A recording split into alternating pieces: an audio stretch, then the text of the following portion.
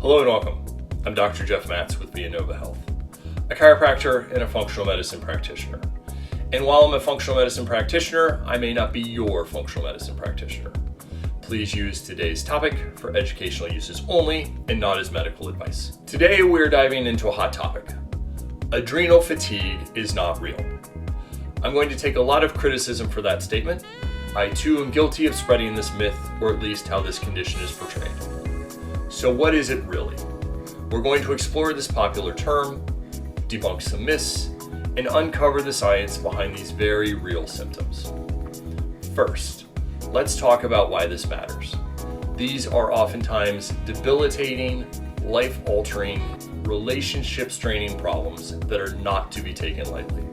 These can include chronic tiredness, especially when waking up, even after a full night's sleep. Body aches and muscle weakness that make everyday tasks feel like climbing a mountain. Trouble falling asleep or staying asleep, leaving you tossing and turning. Intense cravings for salty or sugary foods, as if your body is screaming for a quick fix. Finally, relying on stimulants like caffeine just to power through the day. These symptoms are real and disruptive.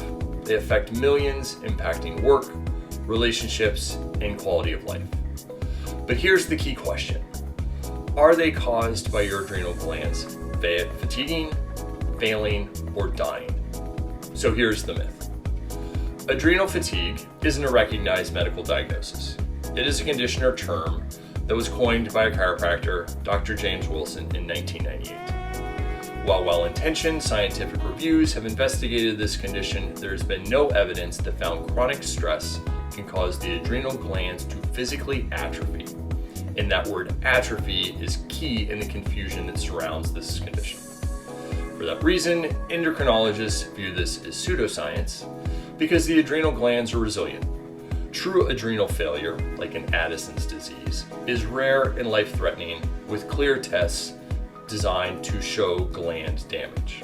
But in adrenal fatigue, that's not what's happening. There is no damage.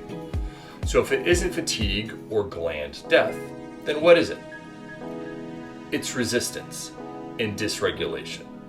Think of it as type 2 stress resistance, much like type 2 diabetes is insulin resistance.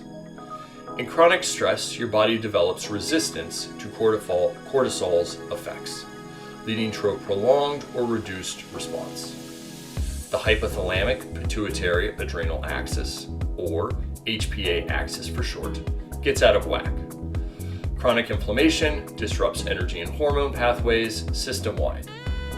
And lifestyle imbalances like constant demands without recovery create a mismatch your body can't cope with. Just as in type 2 diabetes, initial high levels give way to relative lows due to feedback reduction and resistance in the brain, not gland failure. Evidence from meta-analysis looking at PTSD patients has shown this is the true case of the symptoms that we experience. So if this is the cause, then why the confusion? Because there is no clear test to make this relationship. There is no specific test for adrenal fatigue because it is a cascade of events, not one single failure.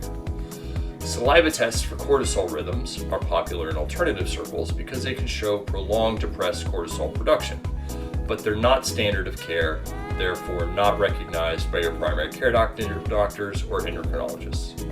Endocrinologists rely on gold standard tests like the ACTH stimulation test for true adrenal issues such as Addison. But that test would be normal for somebody with adrenal problems, like adrenal fatigue.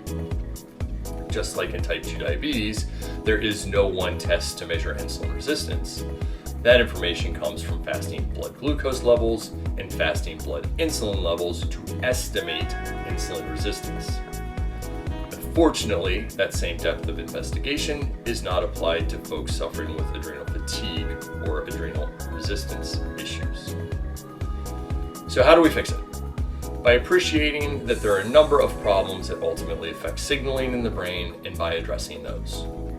In functional medicine, we investigate systemic factors, holistic care, chronic stress and burnout, prioritize recovery, set boundaries, learn to say no. Inflammation, addressed with anti-inflammatory diets, ice baths, stretching, or yoga. Assess blood sugar imbalances or inflammatory triggers, and don't forget the brain-gut axis. Food sensitivities, unhealthy gut microbiome, or bad gut bacteria can disrupt everything. The bottom line, there is hope. Just like type 2 diabetes, this is reversible and manageable.